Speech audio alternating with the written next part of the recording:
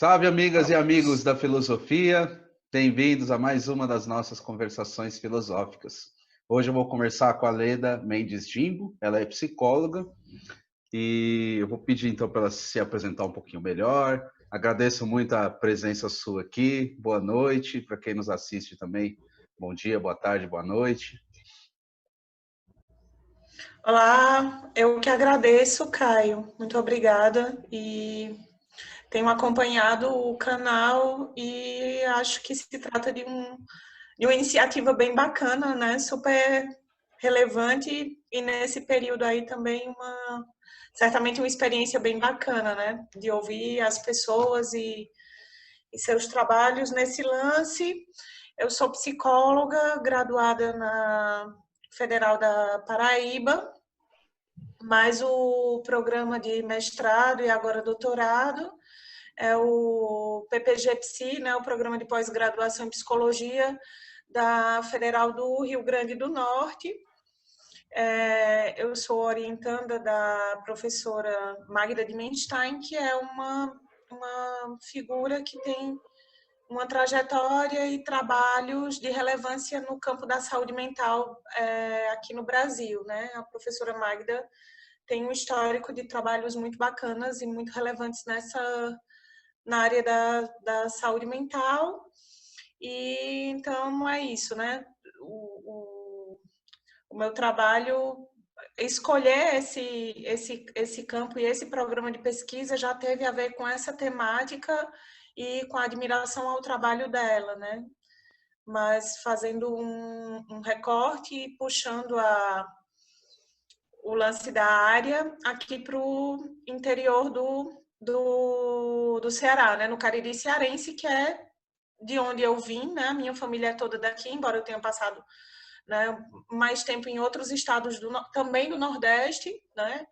Mas o Cariri Cearense, né, especificamente Crato e Juazeiro do Norte, que é onde eu vivo hoje, né? Então, o campo de pesquisa é o Cariri Cearense e o trabalho é em saúde mental, né? Uma pesquisa relacionada à reforma psiquiátrica brasileira, de alguma forma. Uhum. E o estudo que você está fazendo, tem um recorte histórico ou ele trata da atualidade? Como que é o seu recorte? Bom, agora, nesse momento, eu me senti, tipo, meio perdida com o meu objeto, porque qual é o lance? A gente teve um hospital psiquiátrico que funcionou aqui até o ano de 2016. Um hospital psiquiátrico privado, né, mas que funcionou todos esses anos com recursos públicos, né, atendendo a, uma, a um período histórico de modelo médico privatista, de expansão dos serviços médicos privados no país, né? Então, Santa Teresa foi aberto nesse contexto, final da década de 60, início da década de 70, ele estava sendo inaugurado e largamente ampliado nos anos seguintes. E, para mim, causava um estranhamento porque na década de 70, quando o hospital é inaugurado assim, e quando ele é ampliado, a gente já tinha um movimento de reforma psiquiátrica no país, né? A gente já tinha um movimento dos trabalhadores em saúde mental e um grande questionamento a essas instituições, né, psiquiátricas, a esse modelo manicomial e sobretudo privado. Mas interior do Ceará, do Nordeste, os paradoxos são enormes, né? A gente teve territórios no centro-sul do estado que foram referência nos novos modelos de saúde mental, de saúde coletiva, mas a gente teve um hospital psiquiátrico que, né, foi fundado, inaugurado, quando a reforma psiquiátrica no país já ganhava força. E eu trabalhei e coordenei esse hospital há algum tempo, e a gente recebia a demanda, Caio. O Crato fica na divisa com Pernambuco e é uma região fronteiriça com outros estados aqui do Nordeste. Então, Paraíba, Piauí, Pernambuco, está tudo muito perto. E como o Crato é limítrofe, né, com o Pernambuco, a gente acabava recebendo, sendo referência, o hospital era referência para muitos municípios desses outros estados também e do interior do Ceará. Então, era muita gente. E o hospital chegou a ter uma proporção, assim, muito grande. E a minha questão era, né, eu trabalhava na época no hospital e no CAPS, que foi digamos assim, a grande ferramenta, o grande instrumento da reforma e da modificação do sistema de saúde no Brasil, né, do SUS. Eu passava 20 horas da semana no hospital e outras 20 horas no CAPS, depois até mais tempo no hospital, né, por causa da coordenação que eu assumi. E era tipo trabalhar no modelo antigo e no modelo que se propunha a substituir esse modelo que estava fadado a fechar, né? Mas ainda de forma muito incipiente, o CAPS avançava seu alcance. E a questão para mim era, por que o Crato? Que condições... Aí foi que eu acabei caindo no Foucault, no lance do Foucault, né? Que contextos? Qual é o atravessamento aí? Qual é a questão para que, além da explicação territorial, né, de ser fronteiriço, de ser, né, um lugar de divisa, qual era a questão para um hospital psiquiátrico que durou tanto, né, porque só fechou em 2016, ter se instalado justamente no Crato, justamente aqui no interior, né? E aí a minha pesquisa de mestrado, que é o ponto de partida para o que hoje, né, eu continuo como objeto no doutorado, era justamente tentar entender, e aí tem um caráter histórico mesmo, o lance da relação, né, de discurso e de poder que sustentou e que, né, girou aí essa engrenagem para que o hospital fosse instalado aqui, para que perdurasse tanto, e analisar também quais foram as condições, né, de fechamento. Aí o lance de uma produção arqueológica e uma genealogia também, né? Eu utilizei essa perspectiva Foucaultiana como método de análise. E aí eu fui para fontes documentais públicas. Eu encontrei o Cariri tinha um jornal chamado A Ação, e esse jornal e outras fontes jornalísticas da época, mas sobretudo esse jornal muito antigo, foram sobretudo minhas fontes de pesquisa, porque aí deu para identificar, né, quais eram as condições sociais, a relação das pessoas com a cidade, com as cidades aqui no entorno e outros eventos históricos que tinham a ver com esse lance da segregação social, com esse lance da organização de uma cidade, né, que estava super crescendo. Para tu ter uma ideia, o Ceará era atravessado, cortado inteiro, né, de Fortaleza até o Crato, ou seja, de uma ponta a outra do estado por uma estrada de ferro, né, a estrada de ferro do Baturité. Então, todos os produtos que chegavam pela zona portuária de Fortaleza iam ser distribuídos para o sul do estado e para os estados aqui vizinhos, né, atravessavam o Ceará pela estrada de ferro.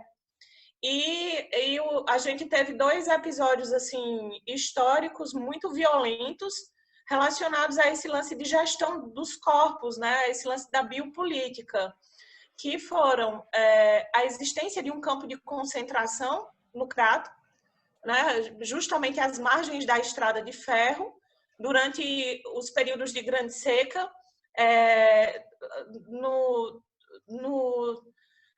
contorno, no comprimento de toda a estrada de ferro, iam se formando esses campos de concentração, impedindo que os migrantes da seca, que vinham sobretudo do sertão central, entrassem em cidades, em expansão, em cidades modelo, como era o caso do Crato na época.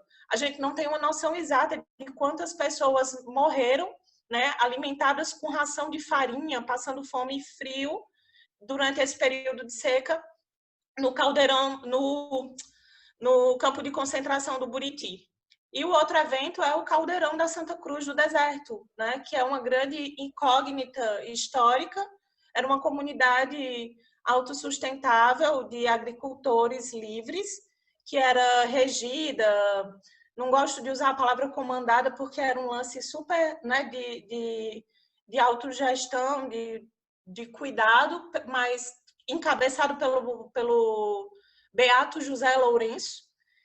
E a comunidade do Caldeirão foi massacrada, né, por uma invasão do exército brasileiro. Reza a lenda que houve um ataque aéreo, né, promovido pela própria Força Aérea Brasileira, que teria usado seus aviões para massacrar o Caldeirão, que era considerado como uma ameaça também ao município, que era um município em desenvolvimento, né? O Crato era conhecido, ainda é, por ser um polo educacional. A antiga Faculdade de Filosofia do Crato, que hoje é a Universidade Regional do Cariri, e toda uma elite burguesa muito reacionária que é vigente ainda de alguma forma, mas ao mesmo tempo a existência de forças revolucionárias muito fortes, né? O lance da Bárbara de Alencar e de a República ter sido proclamada aqui, né, por 7 dias, né? Então, e depois a Bárbara foi presa. Então, tem uma série de eventos históricos aqui no Cariri muito violentos, relacionados ao desenvolvimento da região e também do país, e o hospital psiquiátrico na sequência, né? Então, que dura mais não sei quantos anos e que foi um grande mecanismo de contenção de corpos humanos e de pessoas, com a desculpa de ser, né, um hospital, mas a gente sabe que a galera da psicose, né, ou as pessoas em sofrimento mental severo, não eram, sobretudo, as únicas pessoas a ser encarceradas nesses espaços. E aí era esse foi o primeiro desenho, né? Assim, o que é que faz o hospital abrir dentro dessas condições históricas e olhando para esses eventos? O que mantém esse negócio funcionando por tantos anos e quais são os outros mecanismos, a que interesses isso atende e quais são as condições de fechamento? Quando é que fica insustentável fechar? E aí o hospital fecha e então a primeira parte foi essa análise assim, né, Foucaultiana. E aí o hospital fecha e tipo assim, ok, fechou, beleza.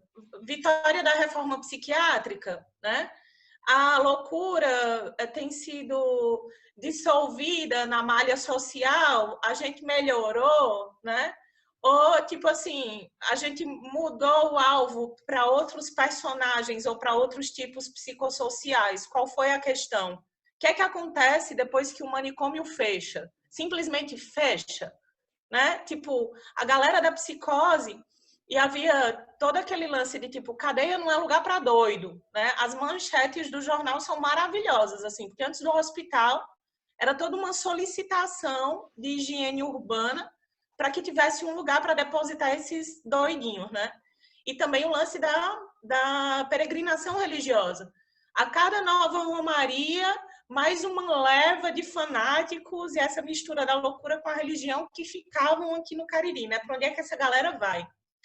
E não só essa galera, né? Pessoas pouco produtivas, bêbados que adoecem, e aí toda a sorte de figuras, né, pouco rentáveis socialmente, né, e problemáticas, atrapalhamentos, né, ao desenvolvimento da cidade, etc., que acabaram sendo, né, figuras aí do hospital, entre as pessoas em sofrimento mental mesmo, né?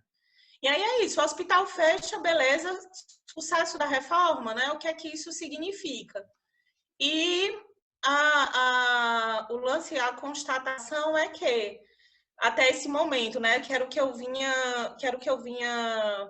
pensando e acompanhando, aí deixou de ser um negócio, um estudo com um objeto que estava no passado, né? O hospital já fechou, fazer esse estudo histórico, e a minha proposta no doutorado era acompanhar o desdobramento desse fechamento.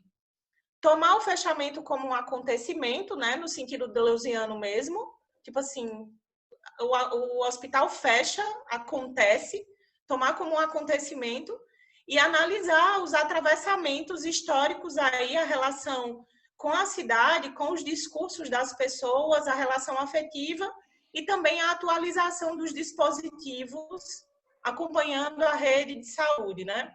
Como é que esse poder psiquiátrico, como é que a lógica manicomial se atualiza na região do Cariri. E se a gente já podia fazer uma espécie de paralelo entre a existência do Santa Teresa como hospital privado, manicômio privado, e parte da história, né, da loucura do Brasil, talvez também fosse possível tomar esse recorte territorial como uma parte do que acontece no restante do país, né? Com o fechamento massivo dos leitos dos hospitais psiquiátricos, né? Sobretudo os leitos privados. E como é que esse dispositivo, né, de atenção e cuidado à loucura vinha sendo atualizado e que configurações iam se formando, né? Aí, nesse lance, eu visitei ano passado Barbacena, porque me interessava ver o que é que rolou depois do desmonte de Colônia. E eu visitei também o Juliano Moreira, lá no Rio, né? A colônia Juliano Moreira, porque me interessava ter uma noção assim dos escombros desses lugares, o que é que restou, no que é que esses lugares foram transformados, como é que as pessoas se relacionam com a história, né, dos dispositivos que existiram ali e qual foi a vida possível, né, depois do fechamento dessas grandes estruturas manicomiais. E em Barbacena, o negócio é muito assustador, porque o lance de ter sido de associar a cidade ao grande holocausto, né, brasileiro e toda a repercussão que aquele livro da Daniela Arbegs teve, né, que é um jornalismo denúncia e tal, a população carrega uma espécie de, sei lá, me parece uma postura muito envergonhada do que rolou. Para tu ter uma ideia, a gente passou um dia inteiro em Barbacena, Caio, e foi muito difícil encontrar o lugar onde ficavam os leitos para internamento mesmo, assim, internamento fechado. A gente visitou com facilidade as residências terapêuticas e todos os dispositivos que foram criados, né, de forma comunitária, mas me parecia impossível que uma cidade com aquele histórico e daquele tamanho não tivesse ainda uma célulazinha, algum lugar em que pessoas passavam mais de 7 dias internadas, né? O que acontecia com pessoas, né, que tinham uma crise, que precisavam de um acompanhamento um pouco mais longo. E aí a gente conseguiu encontrar e visitar, a gente conseguiu entrar nas alas psiquiátricas lá em Barbacena, e o cuidado deles hoje é gigantesco. Então, é um hospital pequenininho, com todo o aparato e todo o cuidado para ter cara mesmo de hospital, né? O refeitório, os quartos. Esse era um aspecto muito doloroso, né, da Casa de Saúde Santa Teresa. A deterioração dos leitos, os colchões rasgados, o cheiro muito ruim. E assim, como existe uma espécie de resquício, de ranço dessa parte violenta da história lá na cidade. E o Juliano Moreira é um negócio assim incrível, porque é um território gigantesco, é uma cidade,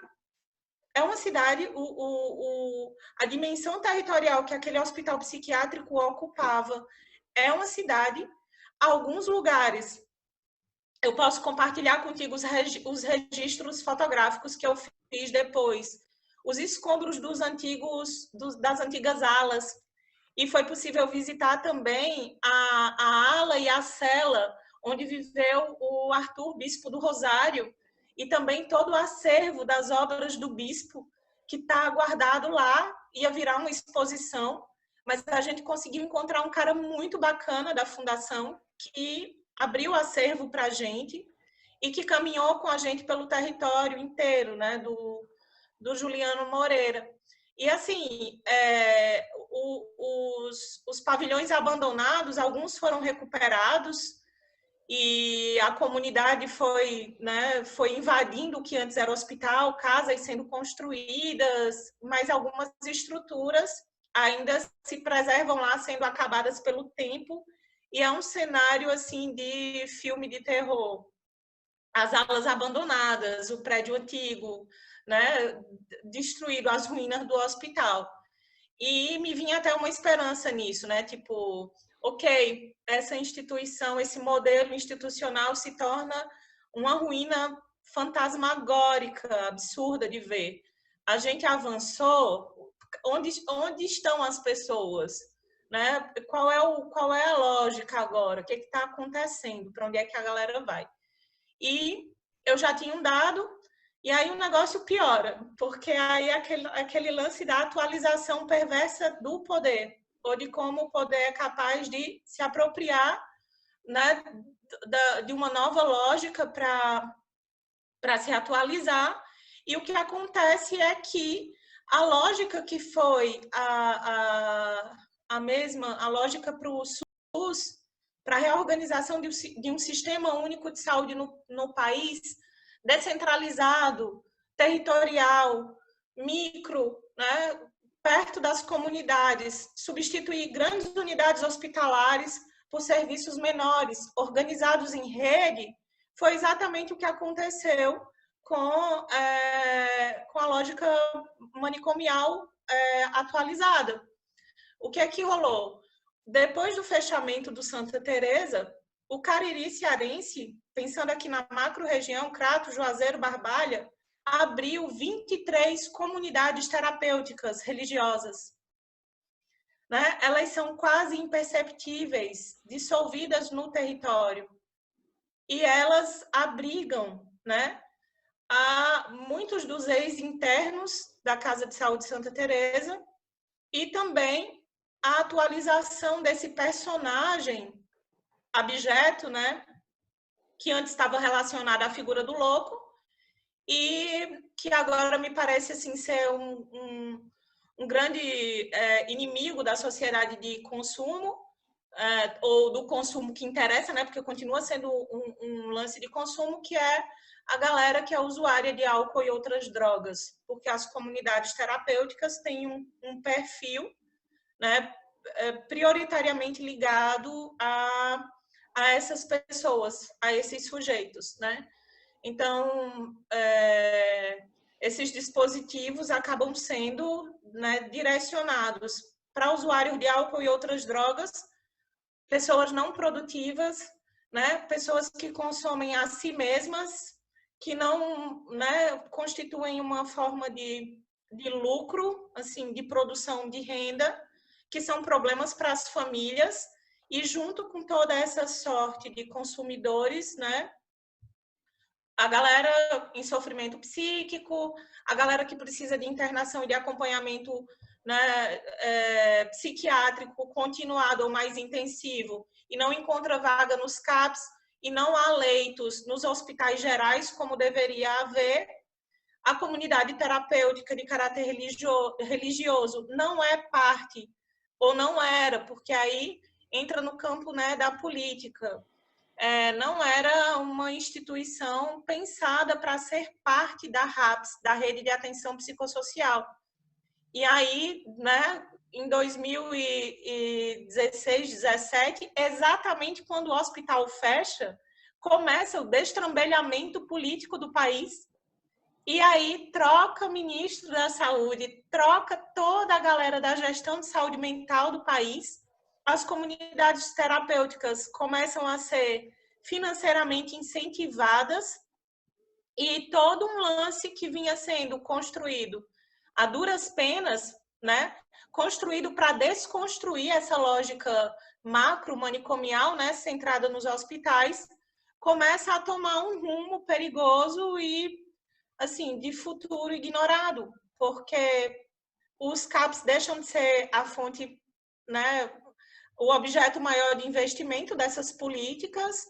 São, nesse sentido, assim, pessoas que interessam muito, muito pouco ao sistema, né, de funcionamento social e objetos fáceis, assim, desse lance, sei lá, qual é a ideia, o que é que eu tenho pensado. A gente tem trabalhado aí com uma lógica de necropolítica, né? E eu tenho pensado numa espécie de atualização aí desse poder neoliberal. Me dá a impressão, me dá a sensação, Caio, de que a lógica, né, do poder soberano, né, fazer morrer e deixar que viva, muda, né, quando muda o sistema de organização social como um todo para um esquema disciplinar. Então, agora eu faço viver e deixo morrer. E eu tenho a impressão que eu gosto muito lá da forma como o Dardot e o Laval organizam a ideia de um homem eficaz, porque esse homem eficaz do neoliberalismo é a cara do sujeito da neurose contemporânea, do sujeito do burnout, que produz incessavelmente, se atualiza, e é a antítese, né, do sujeito pouco desejado pelo neoliberalismo, que é o louco, que é o pobre, que é o usuário de álcool e droga, né? É a antítese do homem eficaz. Um faz o negócio girar e o outro não faz nada girar e só serve de justificativa para a criação de política assistencialista, para dar a sensação de que o Estado ou que alguém está fazendo alguma coisa para que gere lucro, na verdade, né? Porque aí cria um dispositivozinho, emprega uma galera para cuidar dessas pessoas, mas na verdade, se morrer, não importa muito. E esses dispositivos são, de alguma forma, dispositivos, né, que até facilitam a morte. Se não a morte física, certamente a morte social. A existência se perde aí dessas pessoas. E aí a impressão que eu tenho é que a gente tem uma evolução aí do lance desses mecanismos de controle, porque agora juntou tudo, né? É fazer morrer e deixar morrer quem não interessa e fazer viver e deixar viver as vidas que são rentáveis para um projeto neoliberalista de organização social, né? E aí, bom, até basicamente o ano passado, mesmo com a eleição, né, do atual presidente, né, do país, a gente já tinha uma ideia de que as políticas de saúde mental iam ser ainda menos fonte de incentivo e né, de cuidado, mas o negócio piorou muito e agora, passando por esse processo aí mundial pandêmico, que, né, desorganiza toda a lógica vigente, eu tenho a impressão de que esses dispositivos ou a forma de lidar com essas subjetividades já pouco necessárias ao capitalismo ou ao neoliberalismo vai piorar muito mais, né? São pessoas que podem ser mortas, podem morrer e que são totalmente descartáveis. E aí, o lance, assim, que aí é onde eu tô meio perdida já nesse momento, porque para onde é que o negócio vai? Eu estava achando que ia encerrar essa análise do doutorado percebendo que, beleza, acontece, o hospital fecha, é resultado de muitas forças, campo de convergência de muitas forças, inclusive da reforma psiquiátrica, do movimento de reforma. E aí, essa lógica perversa se atualiza, as comunidades terapêuticas são abertas. Mas agora o negócio piora muito mais, né? O que a gente vai acompanhar daqui para frente com relação a essa população, né? Pobre, periférica, usuária dos serviços de saúde mental, usuários de álcool e outras drogas. E é essa população, por exemplo, a galera da Cracolândia, que seria interna de forma compulsória, né, os projetos de atendimento social, de atendimento a pessoas em situação de rua, né, respeitando suas formas de vida, já foram desmontados, e a impressão que eu tenho é que se aplica aí agora, ainda com mais rigor, essa lógica de produção de morte, assim, de facilitação da morte, né, dessa galera. Então, é esse o grande nó, assim, da pesquisa. Uhum. Falei demais, né? Bom, para mim foi ótimo. Você costurou diversos assuntos, né? A questão não só regional do Cariri, mas também outros lugares, mostrando que existe uma convergência também desse problema em regiões diversas do país. A questão da reforma psiquiátrica também acho que foi muito interessante, como que ela se atualiza aqui. Uma coisa só que eu queria, se você pudesse falar um pouco mais, até como uma forma da gente tentar imaginar novas possibilidades, né? Que assim, o Foucault tem uma frase que é onde há poder há resistência, né? E o que eu queria te perguntar é assim, diante desse panorama, né? Como é que você tem pensado de onde poderiam emergir novos focos de resistência, outras formas de recriar, né, nesse panorama sombrio que a gente está vivendo? Pois é, Caio, a tua intervenção aí é incrível e eu ouvi isso na última qualificação de uma professora lá do programa, que é a Ana Karenina, maravilhosa, né, que faz alguns estudos aí também em Foucault e na esquizoanálise, e o lance de uma biopotência, né, onde é que a vida resiste. E assim, é muito é importante e ao mesmo tempo delicado pensar nisso, porque o que a gente tem assistido é uma espécie de resistência micropolítica, né, que começa ali pequenininho, num território e tal, e assim a lógica se atualizou. Mas muito do que aconteceu de positivo foi possível porque esse lance foi criando proporções mais altas. Então, tipo assim, peças-chaves dentro do governo, no ministério, a tomada de decisões políticas e de gestão, que é fundamental para a organização, né, e para o aparato. É claro que é assim, fundamental o movimento dos trabalhadores em saúde mental. Começa ali o que aconteceu em Bauru, em outros lugares do Brasil, né? Aqui no interior do Ceará também, por causa da morte do Damião Ximenes, o primeiro hospital foi fechado. Então, foi um acontecimento ali que produziu um foco grande de resistência.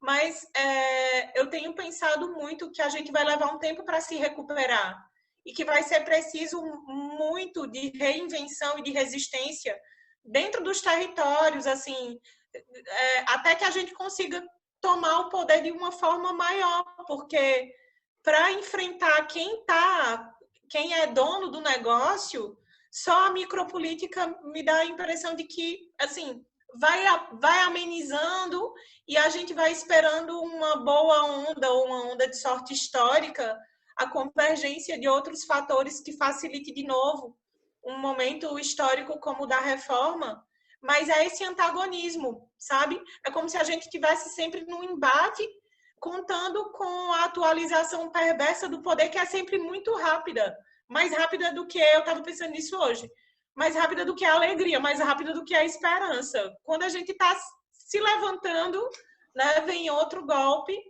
e aí essa é uma incógnita para mim, porque o lance da resistência política está rolando, mas o que já acontece com a esquerda no país ou com os movimentos, né, de reinvenção da política. Eu tenho gostado muito das ideias do Peter Paul, assim, ele falando da inversão, né, lá de Clausewitz, o lance de que a guerra, a política era a guerra continuada por outros meios.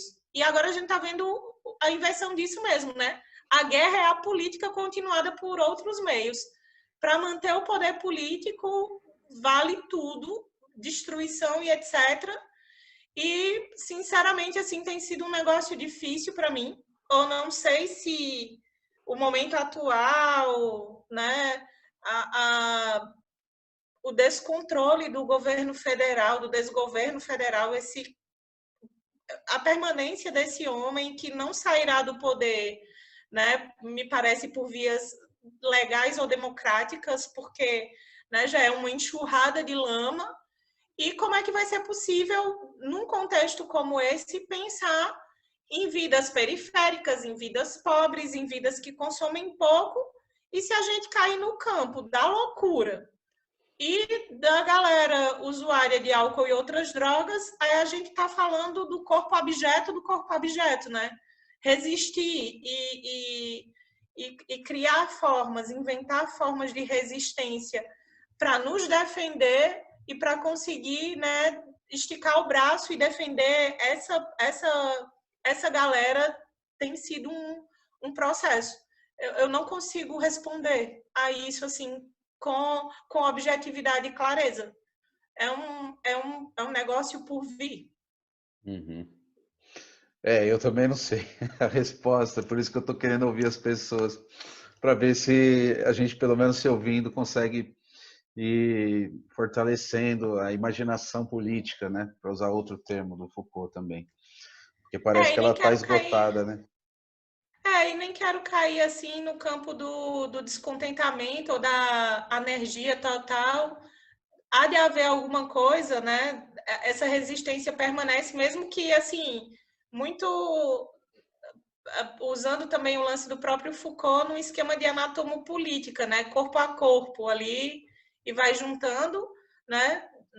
Recriando essa coisa, mesmo corpo a corpo e tentar crescer, de alguma forma vai perdurar a sempre quem esteja, né, pensando e criando. Eu fico pensando em movimentos assim de agricultura familiar, de projetos de inserção e de processos assim orgânicos de vida, de formas de repensar o lance do consumo que já vinham rolando, que podem ir crescendo também e ser uma espécie de alicerce para que a gente consiga chegar a esse campo aí do usuário, da figura do louco, né? Mas eu não quero cair no negativismo, assim. Eu acredito mesmo que a gente se reinventa de alguma forma, sabe lá qual.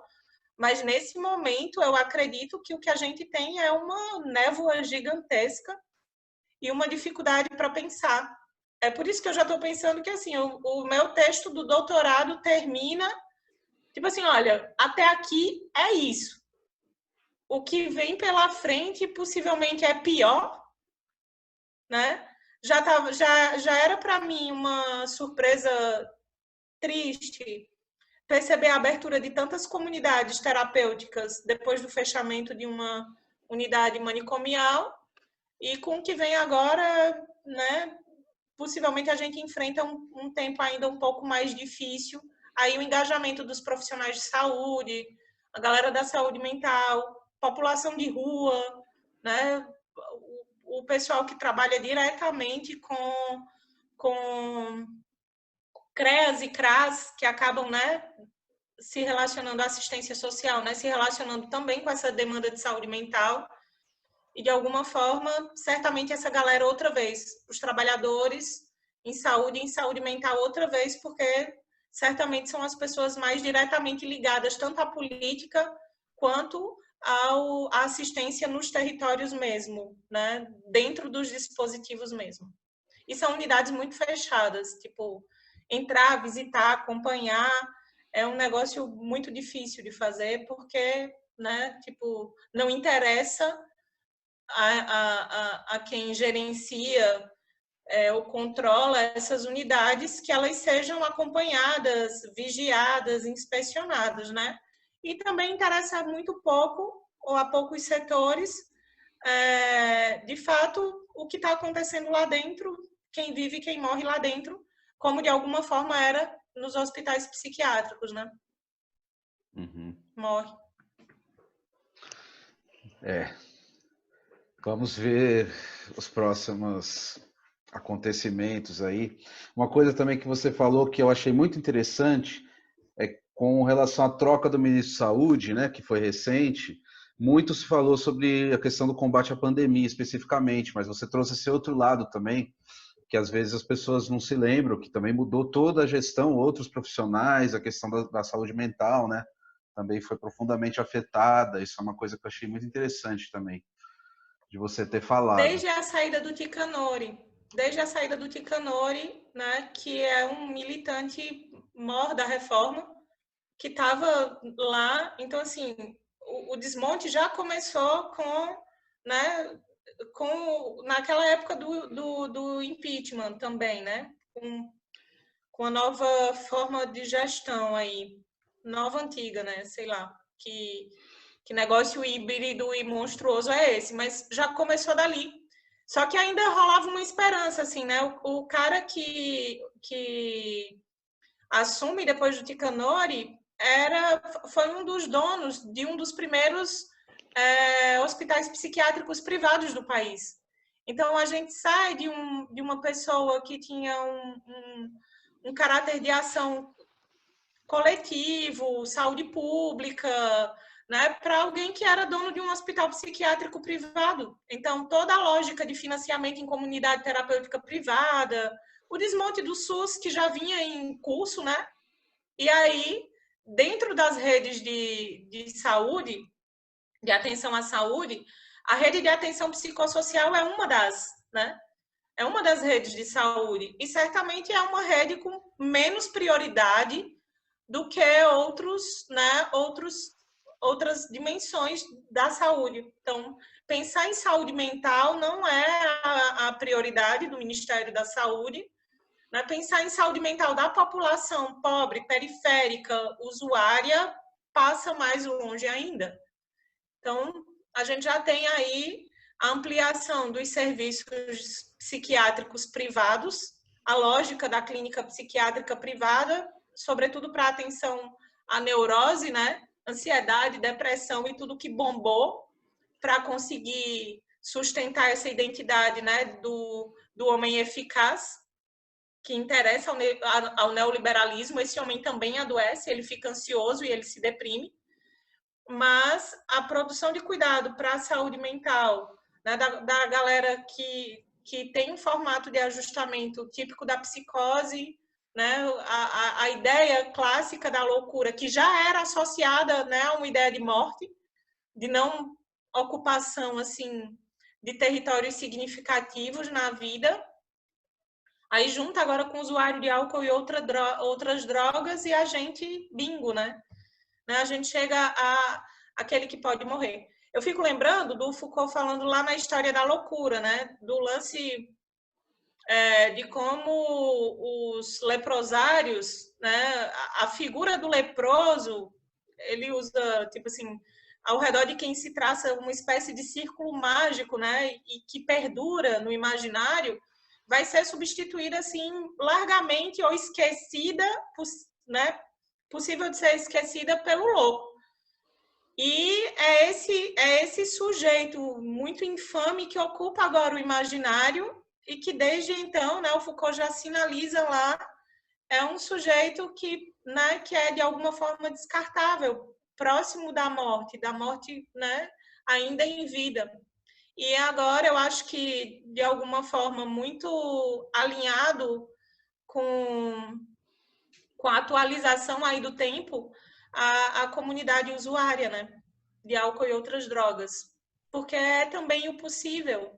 Onde é que essas pessoas encontram algum conforto, algum aquecimento, alguma alegria, algum prazer, né, se não no consumo de uma substância ou de si mesmos, né? Então, é super alinhado com o que a gente vive com a evolução do neoliberalismo. Havia que se produzir esse tipo de subjetividade na base da pirâmide, né? E, bom, para a gente encerrar esse papo aqui, muito agradável, muito instrutivo também, como eu sei que você também tem a experiência clínica, né, de atender, queria te perguntar sobre como que você tem percebido os efeitos dessa situação nova que nos é colocada, né, de pandemia, de isolamento, assim, se você teria alguma coisa para dizer nesse sentido aí para as pessoas que estão também buscando outras saídas, não sei, deve estar todo mundo, cada um buscando o seu jeito de lidar com essa situação, né? Pois é, inclusive nós psicoterapeutas, né? Porque aí o que rolou foi uma migração do setting tradicional e para o lance dos atendimentos remotos, para o uso, né, das tecnologias, mediando aí os atendimentos clínicos e toda uma readaptação. Porque aí o lance da escuta, de acompanhar o corpo, a gente não tem a visão, né, como tem recebendo uma pessoa, né, na clínica. E a minha identidade total de terapeuta é analógica. Eu sou gestalt terapeuta. O lance do corpo me importa. E todo o enquadre, né, para estabelecer vínculo, de receber alguém. Eu adoro a minha sala. E já foi todo um processo de adaptação para o lance dos atendimentos remotos e o passar dos dias, das semanas e das fases, digamos assim, né, já dessa quarentena, Caio, tem me feito pensar e a outras, eu falei isso num podcast aqui do Cariri, a galera, né, tem um podcast bem bacana e a gente estava falando sobre a pandemia e seus efeitos, no comecinho ainda, assim, algumas semanas atrás, sobre a experiência de uma clínica do possível. É o possível, né? É a intervenção possível, é o ajustamento possível, é o que dá conta fazer, não perder a força assim, e o engajamento para produzir algum movimento novo, mas ao mesmo tempo respeitar os nossos limites, porque é cansativo, é doloroso, e sobretudo combater esse discurso assim, ou uma cobrança, mais uma, porque aí a gente está diante de um negócio super sofrido e que sinaliza já uma quebra aí, ou uma possibilidade até de ampliação dos rigores, né, de uma sociedade de consumo. O nosso presidente faz isso, nosso não, né? Porque no meu eu não queria que fosse.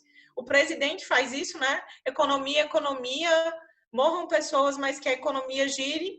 E aí seria extremamente injusto cobrar que as pessoas consigam, né, ficar good vibes, quarentena, produtividade total, assim. Acorda, faz yoga, aceita o sofrimento e vai. Então, o sofrimento está rolando e a impressão que me produz é que a gente vive uma espécie de montanha-russa disso, né? O quadro funciona como uma lupa, amplia os conflitos que já existiam nas relações domésticas e familiares, amplia também alguns vínculos e nos possibilita reconhecer isso.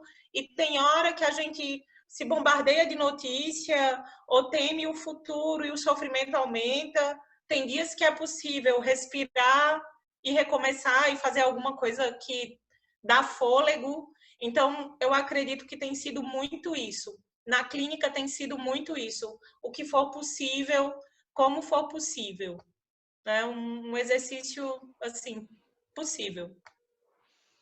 Tá certo, Leida. Eu agradeço muito a conversa aqui. Se você quiser dizer mais alguma última coisa para a gente encerrar. Não, acho que é isso, né? Só agradecer outra vez. Foi super bom, porque falar é terapêutico também, né? Me possibilita reorganizar e fazer os links aqui, porque de fato, né, tem me produzido aí uma série de questões. Esse lance de não era uma ideia, assim, não era um objetivo falar especificamente de política na tese, mas eu já incluí um capítulo sobre, né, a situação política do país e o que acontece atualmente é necessário. Então, alguns ajustes já foram feitos e todo o arranjo aí que tem se desenhado, né, que acaba influenciando nos nossos temas e nas nossas questões e produzindo aí esses atravessamentos. Então, agradecer e, super massa o canal, muito, muito bom, né, que as pessoas acessem e participem, né? Tá certo, eu que agradeço, ouvir também, para mim é muito, muito bom, é terapêutico também. E vocês aí que assistiram, agradeço também. Fiquem ligados nas próximas conversações filosóficas.